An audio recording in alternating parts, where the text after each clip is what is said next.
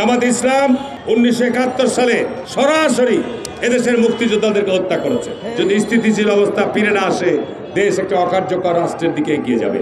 আজকে কারা আগে স্থানীয় নির্বাচন চাই? আমি প্রিয় সাংবাদিক ভাইদের কাছে বলবো যে আজকে কারা আগে স্থানীয় সরকার নির্বাচন চাই? যারা আগে স্থানীয় সরকার নির্বাচন চাই তাদের স্থানীয় সরকারে কয়জন প্রতিনিধি আছে সারা বাংলাদেশে? 1%ও নাই। বিশেষ করে আমি জামাত ইসলামের নাম করে বলছি, জামাত ইসলাম আজকে বিএনপির সাথে শরিক ছিল, জোট ছিল, ঐক্যবদ্ধ নির্বাচন করেছি, যুগপৎ আন্দোলন করেছি। জামাত ইসলামের ভূমিকা সম্পর্কে নতুন করে বলার অপেক্ষা রাখে না। জামাত ইসলাম 1971 সালে সরাসরি এদেশের মুক্তিযোদ্ধাদেরকে হত্যা করেছে। জামাত ইসলাম এদেশের সরাসরি মুক্তিযুদ্ধের বিরোধিতা করেছে। জামাত ইসলাম 1971 সালে সরাসরি তারা বলেছে পাকিস্তান সেনাবাহিনী এবং জামাত ইসলাম হচ্ছে একমাত্র দেশপ্রেমিক। এটি ছিল তাদের 71-এর স্লোগান। কি ঠিক না বেটি বলছি ভাই? ঠিক তারপরেই দেখেন, আমরা যখন শহীদ রাষ্ট্রপতি জিয়াউর রহমান বহুদলীয় গণতন্ত্র প্রবর্তন করলেন, এরশাদ সাহেব রাতের অন্ধকারে ক্ষমতা দখল করলেন, আমরা রাস্তায় আন্দোলন করছি। সমস্ত রাজনৈতিক দল আন্দোলনের এক পর্যায়ে আন্দোলনের পিঠে ছুরিকাঘাত করে যারা ঘোষণা দিলেন যে এরশাদের অধীনে যারা যাবে তারা জাতীয় বিএনপি। কি এরশাদের সাথে নির্বাচনে চলে যায়নি? কি আমরা গেছিলাম? আমরা যাইনি বলি দেশে গণতন্ত্র ফিরিয়ে এনেছিলাম। আবার দেখেন 1991 সালে নির্বাচনের মধ্য দিয়ে বিএনপি ক্ষমতায় আসলো, আবার শুরু হলো ষড়যন্ত্র। আবার এই দলটি আওয়ামী লীগের সাথে কেয়ারটেকার আন্দোলনের নাম করে তারা ঐক্যবদ্ধ আন্দোলন করে জামাত আওয়ামী লীগের সাথে যোগপথ আন্দোলন করে দেশে একটা অরাজকতা তৈরি করলো। ফসল কি হয়েছে?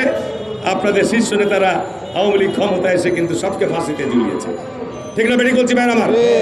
আবার এখন তারা দেখেন এই প্রফেসর ইউনূসের সময় আজকে বিএনপি বৃহত্তম রাজনৈতিক দল, দেশে যেখানে স্থিতিশীলতা ফিরিয়ে আনা দরকার তার বিরুদ্ধে তারা অবস্থান নিয়েছে। আমি জামাত ইসলামের কাছে প্রশ্ন রাখতে চাই যে আপনারা স্থানীয় নির্বাচন আগে যাচ্ছেন কেন?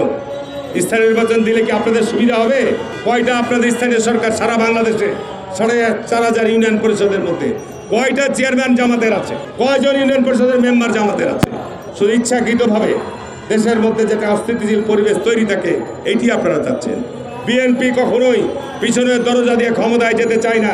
বাংলাদেশে যতবার নির্বাচন হয়েছে এই দলের জন্মলাভের পর বরাবরই বিএনপি জনগণের ভোটে ক্ষমতায় এসছে। যখনই ষড়যন্ত্র হয়েছে বিএনপিকে ক্ষমতা থেকে বাইরে রাখার জন্য, এখনো ষড়যন্ত্র হচ্ছে বিএনপিকে ক্ষমতা থেকে বাইরে রাখার জন্য। পারবেন না।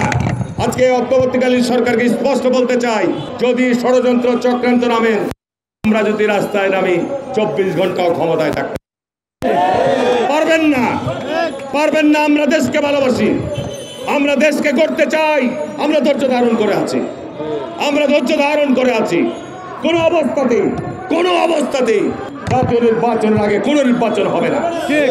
জাতীয় নির্বাচন আগে হতে হবে, দেশকে স্থিতিশীল করতে হবে, দেশের মানুষের মধ্যে আস্থা এবং স্বস্তি ফিরিয়ে আনতে হবে, সংস্কার হবে এবং আওয়ামী লীগের দোসরদের, আওয়ামী লীগের চোরদের, আওয়ামী লীগের অপরাধীদের বিচার আমরা কন্টিনিউ করব।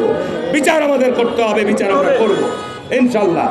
আওয়ামী লীগের সাথে বিএনপির তকমা লাগানোর কোনো সুযোগ নাই। কেউ সুড়সুড়ি দিচ্ছেন যে আজকে জামাত বিএনপি মনে হয় আওয়ামী লীগের সাথে তকমা লাগছে। নো, আওয়ামী লীগ কর্তৃক বিএনপি যে সাফার করেছে, বেগম খালেদা যে সাফার করেছে, তারেক রহমান যে সাফার করেছে, গোটা বিএনপির পরিবার যে সাফার করেছে, এটি কে করেছে? কোন দল করেছে?